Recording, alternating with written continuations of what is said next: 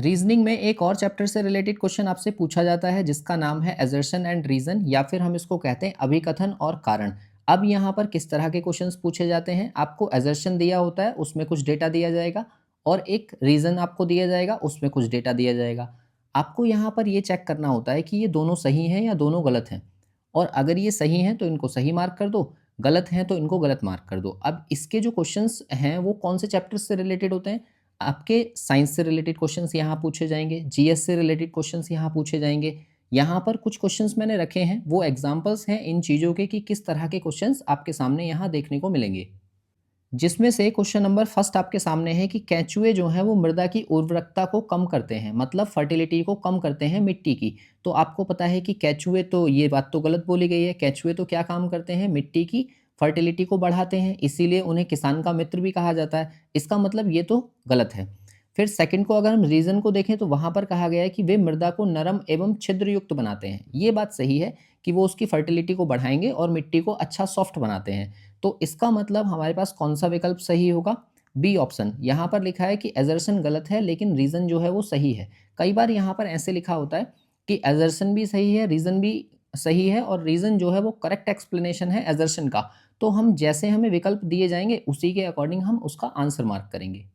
जैसे देखिए question number second में आपसे अभिकथन में कहा गया है कि भारत में राष्ट्रपति वास्तविक कार्यपालिका है। तो ये बात गलत है कि राष्ट्रपति जो है वो कार्यपालिका का काम करता है, नहीं। यहाँ पर रीजन को पढ़ो, वहां पता चलेगा आपको कि राष्ट्रपति संविधान के अनुच्छेद 74 के अनुसार मंत्री परिषद की सलाह पर कार्य करता है। तो ये बात हमारी सही है। आपको ये पता है कि 74 में यही बात बोला है कि राष्ट्रपति जो भी निर्णय लेता है वो मंत्री परिषद के सलाह के अनुसार लेता है। तो इसका मतलब हमारा कौन सा आंसर करेक्ट होगा, सेम वही बी वाला कि एजर्शन तो इसका गलत है लेकिन रीजन जो है वो इसका सही है। अब देखो ये जो क्वेश्चन आ गया ये आपका पॉलिटी से आ गया। तो पॉलिटी से भी बहुत सारे डिफरेंट क्वेश्चंस बन सकते हैं जहां पर एजर्शन और रीजन पर बेस्ड क्वेश्चंस आपसे पूछे जाते हैं। इसके बाद देखिए क्वेश्चन नंबर 3 को। तो अभिकथन में आपसे कहा गया है कि प्रकाश संश्लेषण केवल दिन में होता है, और उसका कारण आपको दिया हुआ है कि प्रकाश संश्लेषण के लिए सूर्य के प्रकाश की आवश्यकता होती है। तो देखो ये दोनों ही पार्ट सही हैं। आप ये जानते हो कि फोटोसिंथेसिस के लिए सबसे ज़्यादा जरूरी क्या है भाई, सूर्य का प्रकाश, और सूरज सिर्फ दिन में ही निकलता है। इसका मतलब पहला भी सही है।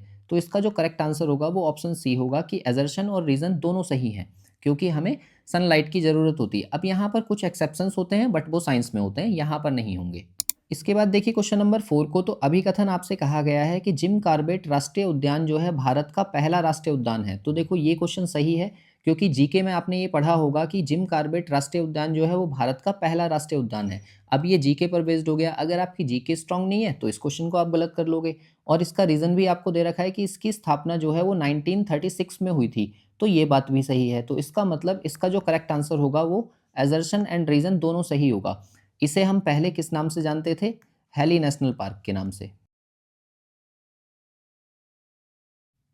इसके बाद देखिए क्वेश्चन नंबर 5 जो कि लास्ट क्वेश्चन है। अभिकथन में आपसे कहा गया है कि नंदा देवी राष्ट्रीय उद्यान जो है वो यूनेस्को विश्व धरोहर स्थल है। तो ये बात आपको पता है, ये सही बात है। और कारण में कहा गया है कि यह चमोली जिले में स्थित है। तो ये बात भी सही है। इसका मतलब ये दोनों सही है। तो आप कहो एजर्शन भी सही है और रीजन भी सही है।